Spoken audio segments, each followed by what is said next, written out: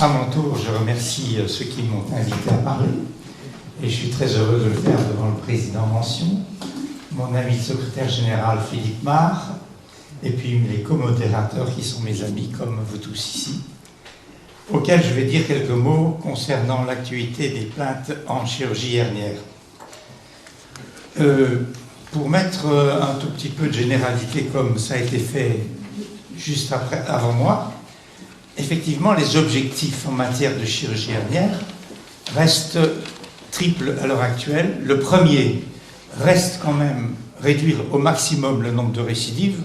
Autrefois, c'était monnaie courante. On avait, je dis autrefois, dans les années 30, 40, 50, 70, jusqu'à 30% de récidives dans les hernies. À l'heure actuelle, le chiffre moyen quand on met des prothèses est de 1 à 2%. C'est quand même très peu, et environ au maximum 6% en dehors de toute prothèse. L'objectif numéro 2, comme va le développer très bien sûrement mon ami Pellissier, c'est d'avoir le moins possible de douleurs post-opératoires. Enfin, l'objectif numéro 3, comme en toute chirurgie, c'est la qualité de vie. Alors, l'utilisation des prothèses actuellement est en France de l'ordre de 90% des cas. C'est ça qui a permis de réduire le nombre de récidives, mais est-ce que ça a réduit pour autant, on va se poser la question, le nombre des douleurs post-opératoires. Face à cette judiciarisation que vous connaissez, qui est accrue ces derniers temps, qu'on dit croissante, qu'en est-il en matière de plaintes pour les hernies?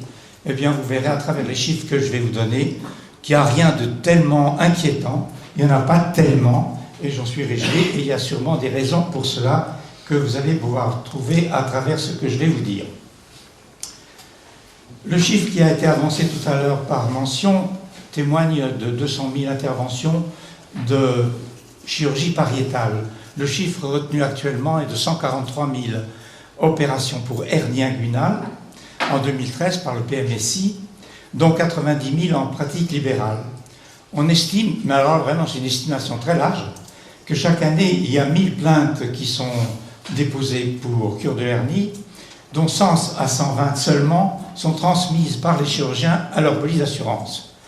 Et 25% seulement des plaintes, parmi celles-ci, sont traitées en justice ou en CCI maintenant, entre 55% pour le tribunal civil ou pénal, 45% en CCI. D'ailleurs, ces chiffres semblent maintenant s'égaliser à 50-50. Donc 75% des plaintes sont l'objet d'ententes amiables. Voici les chiffres publiés par la MACSF à laquelle je me réfère.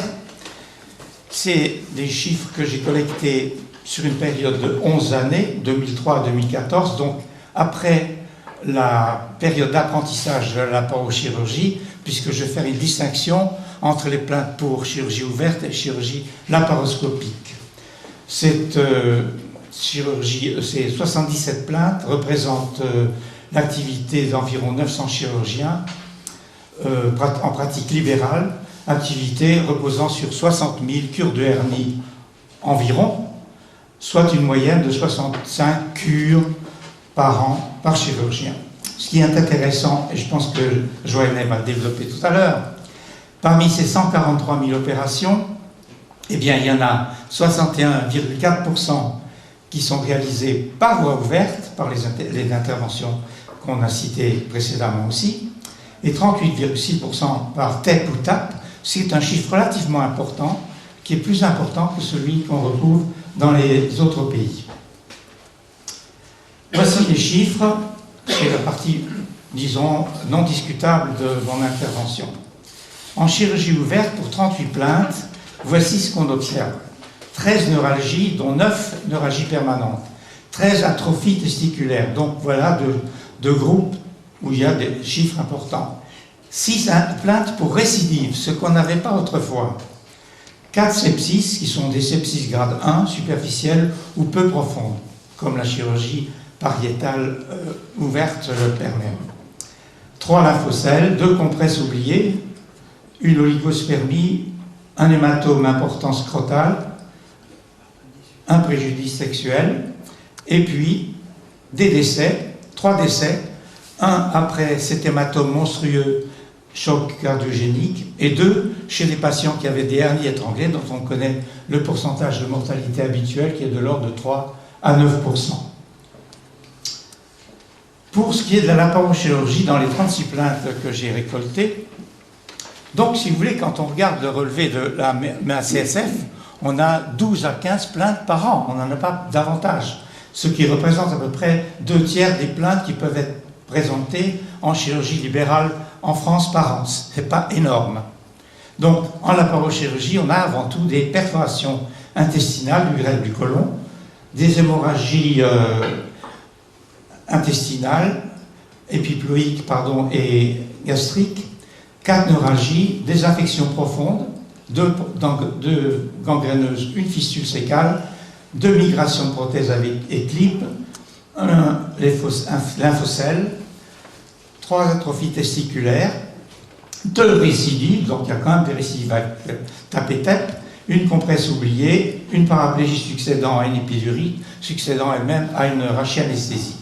Et dans ce groupe de 36, il y a 6 plaintes pour décès, pour 3 abcès profonds en rapport avec une verticule, un étranglement hernéaire, une perforation sécale, gazeuse, gangrène gazeuse, et un infarctus intestino-mésentérique par tape et 2 hémorragies. Si on compare grossièrement ces 2 groupes, on s'aperçoit que dans la chirurgie ouverte, on a énormément d'atrophie testiculaire, de neuralgie, beaucoup moins, mais il existe en chirurgie laparoscopique, et surtout en chirurgie laparoscopique, des plaies vasculaires, des perforations intestinales, des hémorragies profondes, des migrations de prothèses et plus de décès, 6 décès. Mais il faut faire des rectifications sur ces chiffres globaux, en sachant qu'effectivement, 38% des chirurgies l'ont été par célioscopie seulement. Donc il faudrait faire une espèce de rapport entre la chirurgie ouverte et la chirurgie laparoscopique en nombre d'actes opératoires, et on constate qu'il y a eu 2 fois plus de plaintes après chirurgie laparoscopique, 4 fois plus de plaintes pour décès après chirurgie laparoscopique, et la cause des décès n'est pas la même. En chirurgie ouverte, il y a volontiers des hernies étranglées et des mauvais états généraux, et de l'autre côté, du côté de la chirurgie laparoscopique, est-ce que ce sont des fautes gestuelles? En tout cas, il y a quand même des traumatismes viscéraux et vasculaires. En ce qui concerne la chirurgie ambulatoire, je n'ai relevé aucune plainte. Alors, je vous rappelle à peine le site des dépôts des plaintes, puisque vous connaissez tous cela, vous qui êtes des érudits. Bien souvent, le chirurgien s'entend directement avec son patient pour freiner la tendance à la plainte. C'est pour ça qu'il y en a finalement sans doute peu, et que les chirurgiens deviennent de plus en plus diplomates. Au Conseil de l'Ordre, il y a peu de problèmes d'éthique. En justice, eh bien, ça se partage entre le civil essentiellement, pour des questions d'argent, et la CCI qui est en cause dans 50% des cas environ, qui ensuite sont traités par l'OMNIAM. Quel type de faute pour cure de hernie? Ben, vous les connaissez. Indication, par exemple, une laparochirurgie pour un sujet trop âgé, et comme ça j'ai entendu un décès il y a très peu de temps chez un juge âgé à qui on a fait une laparochirurgie. Un consentement éclairé insuffisant, une faute manuelle, une insuffisance soin post-opératoire ou un retard thérapeutique, ce qui arrive très souvent chez les malades qui ne sont pas suivis de très près. Et ensuite les pressions, doloris, etc., que vous savez. Le problème est celui-là, faute ou aléa. On pourrait croire que pour un dommage donné ou un préjudice, le jugement serait le même. Pas du tout. Ça dépend effectivement du motif de la plainte. Ça peut être une perforation intestinale, c'est pas la même chose qu'une douleur. Mais aussi des circonstances de l'accident. Urgence, chirurgie ambulatoire, il n'y en a pas. Retard de la découverte d'une complication ou de son traitement. Le type de patient, on ne traite pas de la même façon. En jugement, un jeune, un travailleur de force ou un sujet âgé, un peu dans mon genre, retraité ou ayant, ce qui n'est pas mon cas, un désir de paternité. Ou bien alors, on tient compte ou non du rapport de l'expert. En général, les juges peuvent ou non suivre le rapport de l'expert. Moi, j'ai eu des cas en tant qu'expert où 2 fois, le juge n'a pas du tout suivi mes conclusions. Ou le type de procédure, ça peut être une procédure amiable, et à ce moment-là, le patient n'est pas toujours gagnant. ou la pugnacité du juge, d'un avocat ou d'un assureur. Tout ça, c'est des variables qui font que pour un même déficit, pour un même handicap, il y aura aléa ou faute. Peut-on réduire le nombre de plaintes après hernie? Bien sûr, je vais aller très vite sur les mesures de prudence parce que vous les connaissez. Avant l'acte chirurgical, c'est la première consultation. Il faut faire le diagnostic et l'annoncer au patient. Mais surtout, et ceci, les chirurgiens sont assez réticents à le faire un consentement éclairé écrit. Tout le monde m'a souvent fait des reproches quand j'ai fait des conférences là-dessus, parce que j'insistais sur le fait qu'il faut faire des contenus du consentement éclairé en écrit. Mais je crois que c'est ce qu'il y a de mieux en mettant en évidence bénéfices, alternatives et risques, en parlant de l'anesthésie, de la laparoscopie en disant ce que c'est pas une petite chirurgie, il y a des trocars, il y a des conversions possibles, il y a des risques, et il faut expliquer lesquels, sans compter le chemin de la chirurgie ambulatoire. Donc, restreindre les risques de plainte pendant l'intervention, c'est opérer bien. Je ne vais pas vous définir ce que c'est qu'opérer bien, ça mériterait une bonne discussion. Par contre, il faut, si possible maintenant, respecter les recommandations, les guidelines et les conférences de consensus. Et, alors là, j'insiste un peu, parce qu'il y a beaucoup de gens qui font des comptes rendus opératoires, on le voit quand on est expert, qui sont succincts, qui sont automatiques, qui sont sans détail et qui ne valent rien du tout. Donc il faut un compte rendu opératoire valable, en y incluant éventuellement les incidents qui ont pu intervenir, c'est-à-dire une faute gestuelle qui peut très bien n'avoir aucune conséquence quand on la répare. En post-opératoire, les plaintes peuvent être évitées également par un contact avec le malade, le dialogue, vous le savez très bien, et j'insiste, comme le font les Américains, sur les documents. Ce qui n'est pas consacré par un écrit n'est pas fait pour eux. Pour le juge, c'est la même chose. Et je résumerai avec ces 3 mots en anglais. Good records mean good defense. Bad record means bad defense. No record means no defense. Donc il faut avoir des écrits. L'évaluation des dommages, j'irai assez vite là-dessus. Au tribunal, le jugement est donné. Et en cas de faute, d'après ce que j'ai lu sur les jugements, au civil, 60% des patients qui sont des chirurgiens qui sont mis en cette condition, 60% sont condamnés. Au pénal, 46%. Donc, quand même, un pourcentage qui n'est pas négligeable. En CCI, il faut savoir qu'un nombre considérable de dossiers sont rejetés. Vous voyez, sur 4400 l'année dernière, 3500 ont été rejetés, donc environ 70%. Et parmi ceux qui sont retenus, 30% seulement sont retenus pour être indemnisés ensuite par l'ONIAM. L'évaluation des déficits est faite selon les barèmes, et vous savez cela aussi bien que moi. Une douleur permanente, c'est 5 à 10%. Une atrophie testiculaire, c'est pas négligeable, 3 à 4%. Une éventration sur trocar, comme on en a vu, 4%, etc. Et il y a également des incapacités permanentes pour des gens qui sont handicapés, qui ne peuvent plus travailler, et des pressium doloris esthétiques en rapport avec ces douleurs qui sont extrêmement nombreuses. Le coût des procédures est relativement varié, entre 3 000 et 10 000 euros pour un défaut de consentement élevé. Et récemment, pour un patient qui était décédé, les ayants droit ont eu une indemnité de 126 000 euros. Donc c'est quand même une fourchette où la procédure revient à beaucoup d'argent. Les conclusions que j'avais dans l'étude de mes chiffres sont tout à fait concordantes avec l'état des plaintes au Royaume-Uni, où 40% des plaintes proviennent de douleurs chroniques et des atrophies testiculaires, et la majorité des plaies vasculaires ont beaucoup de chances de donner un succès en justice, en faveur du patient, bien entendu. En conclusion, et j'arrive dans mes temps, il me reste 7 secondes, la chirurgie ouverte montre peu de plaintes pour des complications graves, mais il existe des plaintes maintenant pour récidive, ce qui n'existait pas. En chirurgie laparoscopique, il existe des plaies viscérales et vasculaires graves, et 4 fois plus de plaintes pour décès. Donc il faut vraiment se méfier, être très prudent et très connaisseur de la laparochirurgie pour faire une chirurgie de surface en profondeur. Que restait-il à améliorer pour éviter les plaintes?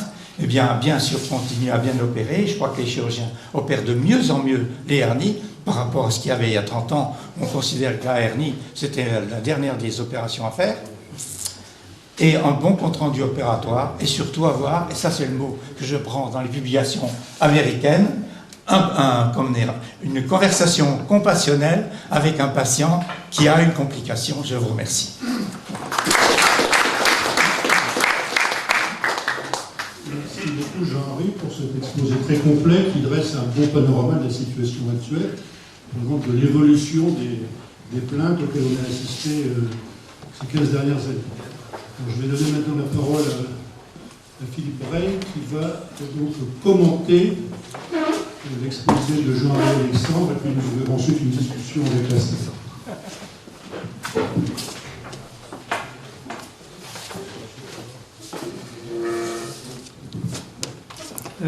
Monsieur le Président, Monsieur le modérateur, je vous remercie de m'avoir donné la parole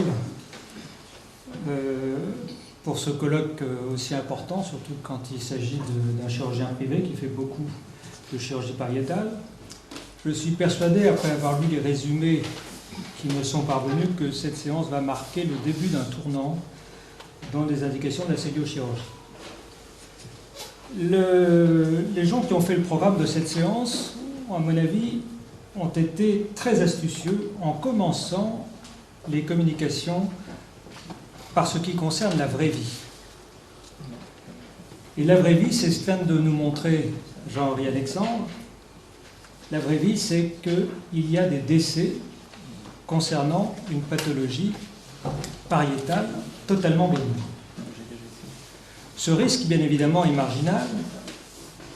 C'est un risque faible, comme nous l'avons défini avec Karim Slim quand nous avons étudié les plaies dues à la création du pneumo péritoine. Mais ce risque faible échappe totalement à la logique de la médecine factuelle et des essais contrôlés. Ce risque faible, il a cependant une gravité potentielle majeure et il peut demeurer inacceptable, d'autant plus qu'il est évitable. Donc je me suis posé cette question. Pour revenir dans la vraie vie, je vais vous montrer, diapositive suivante,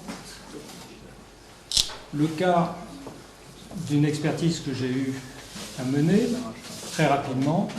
Chirurgien très expérimenté, patient pas âgé, antécédent de prostatectomie radicale et de cure de hernie inguinale par voie transabdominopéritonéale, diagnostic d'hernie inguinale bilatérale, indication de TEP en un temps, difficulté de décollement à droite, mais réalisation possible.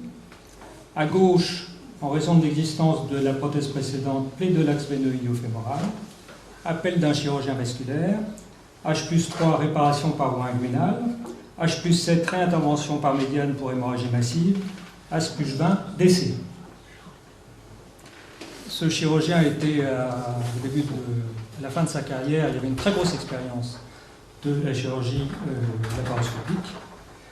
Il a pris sa retraite est absolument gâchée par cette affaire pénale.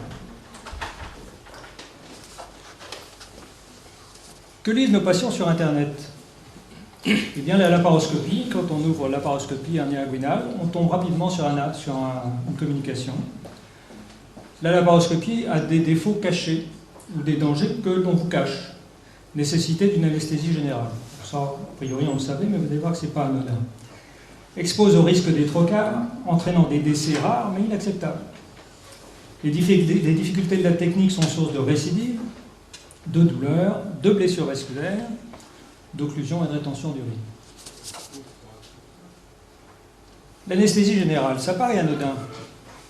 Allergie au curare, 1 sur 6500, 10% d'arrêt cardio-respiratoire, 5 à 7% de mortalité. Plus la morbidité qui n'est pas évaluée avec des séquelles d'anoxie cérébrale.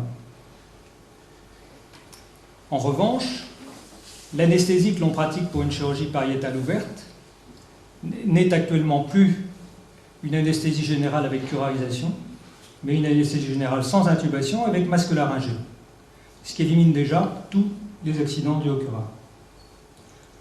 Au passage, les allergies avec anesthésiques locaux sont de 0,7% des accidents anaphylactiques. c'est-à-dire infime.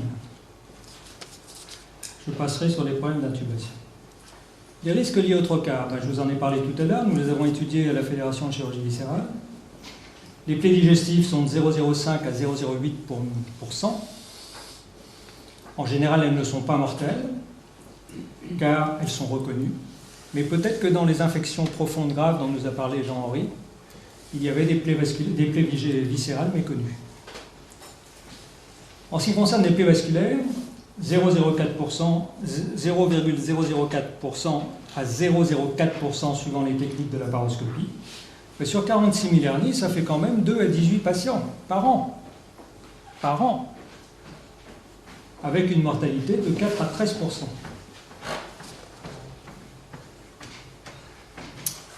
En conclusion, pour rebondir donc sur cette communication, on peut poser un certain nombre de questions, j'en ai gardé que 2. Faut-il proposer une laparoscopie s'il existe un antécédent de chirurgie dans l'espace de Redius? Et enfin, pour diminuer la mortalité imputable à la technique, je dis bien imputable à la technique, faut-il reconsidérer la place de la laparoscopie en chirurgie hernière?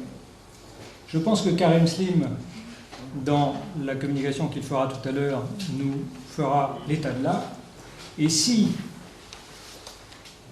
d'aventure, il n'y avait pas de différence ni en termes de douleur, qui est le critère principal maintenant, ni en termes de récidive, que va-t-il rester de la laparoscopie dans la vie? Merci beaucoup.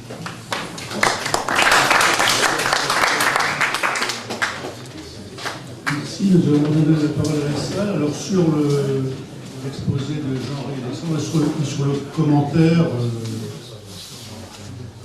de Philippe Braille. Est-ce que quelqu'un veut intervenir?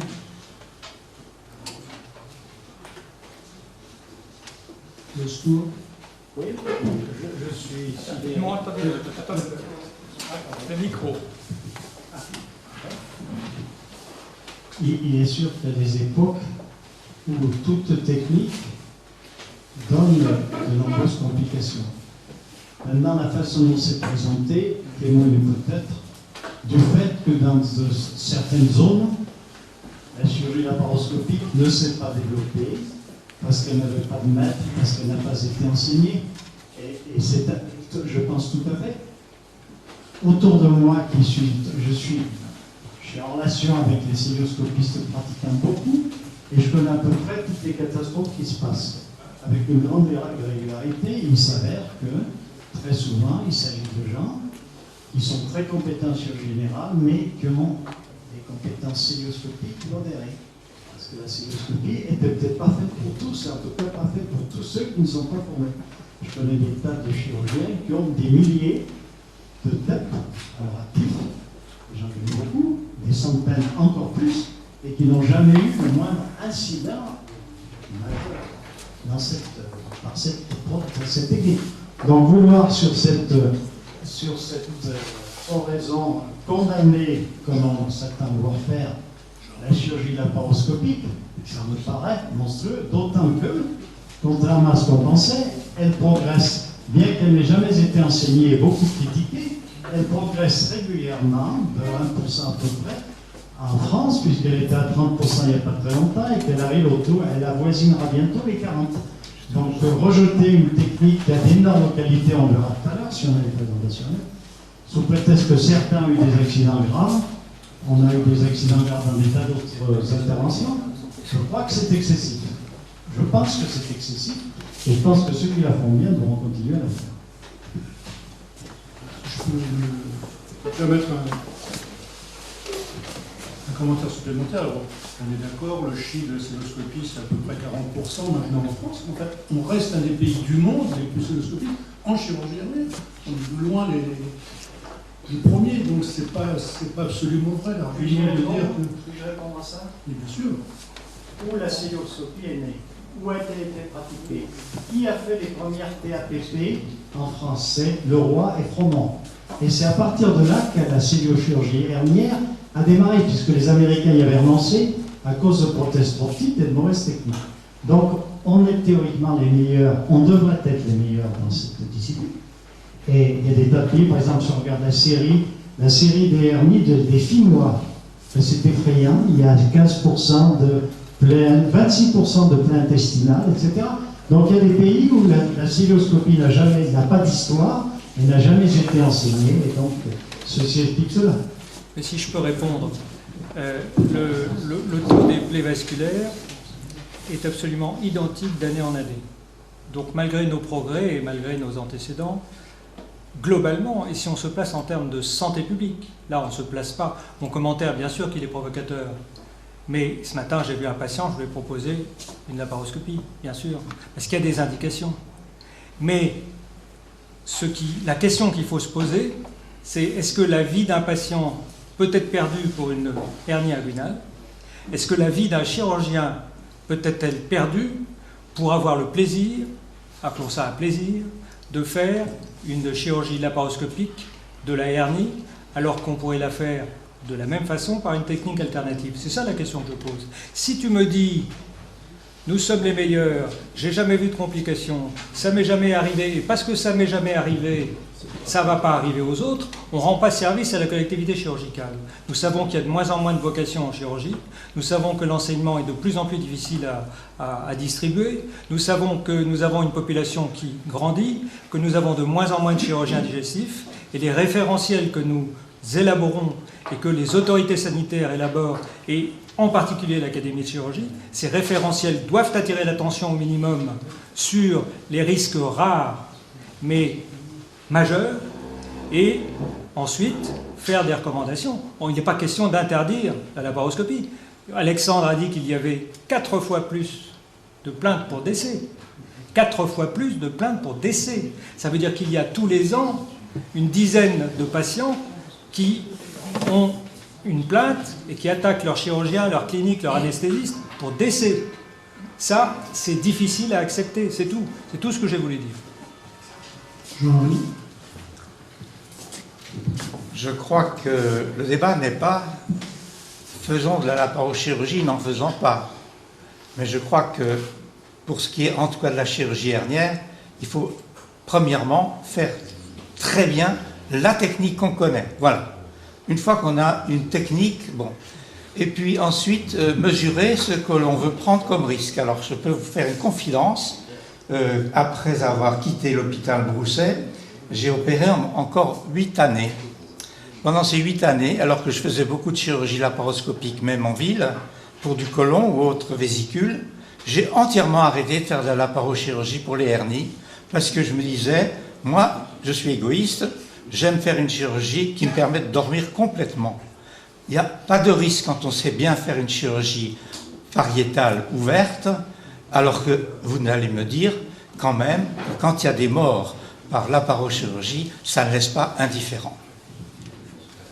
Oui, en fait, vous avez rappelé avec justesse que d'abord la laparoscopie expose à des accidents gravissimes. Mais en fait, toutes ces opérations par laparoscopie, quoi qu'il s'agisse, c'est-à-dire qu'il s'agit de la cholécystectomie, de la colectomie, des interventions bariatriques, etc., le temps le plus dangereux, c'est la réalisation du péropérectoire et la production des trocars. C'est le temps le plus dangereux, et je trouve qu'on ne le répète pas assez. C'est pas tant la dissection une fois qu'on a introduit les trocars. C'est à ce moment-là que même dans les meilleurs bains, il peut y avoir des accidents graves. Et c'est pourquoi la fédération a édicté des règles, il y a maintenant des recommandations sur la technique de création du péropérictone, quel que soit d'abord, le péropérictone va parfois fermer ou l'open célioscopie. Et je pense que si on déroge à ces règles, on est fautif, on est coupable. Parce que c'est à ce moment que l'accident arrive, c'est pas lors de la dissection. Il peut y avoir des accidents lors de la dissection.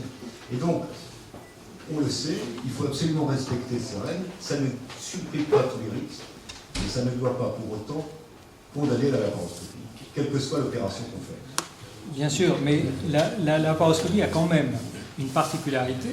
Moi, je suis un grand, j'en fais énormément de chirurgie laparoscopique hernienne, c'est pas le problème. La laparoscopie, on reconnaît chaque fois qu'on fait une intervention en laparoscopie qu'on peut tuer le malade avant d'avoir commencé l'intervention. C'est ça le problème de la laparoscopie. Bon. Et en tant qu'expert, j'ai eu à traiter 6 plaies des gros vaisseaux. Et à chaque fois, c'est pareil, l'intervention n'a pas commencé. Et le malade est mort. Bon. Donc il faut se poser cette question. Je ne dis pas qu'il faut légiférer. Je dis, posons-nous cette question dans les conseils qu'on va donner à la population chirurgicale française. Alors il va falloir avancer un petit peu, et je vais jouer mon rôle de modérateur pour dire que si la cystoscopie était aussi mauvaise que ça, elle ne serait plus pratiquée. Or, elle est pratiquée parce qu'elle a beaucoup d'autres avantages, notamment le positionnement sous-péritonéal, pré-péritonéal de la prothèse. Certes, on vient de parler des risques, mais il y a beaucoup d'avantages, notamment en ce qui concerne le confort post-opératoire, la qualité de vie des opérés, et on va en parler dans les topos à venir.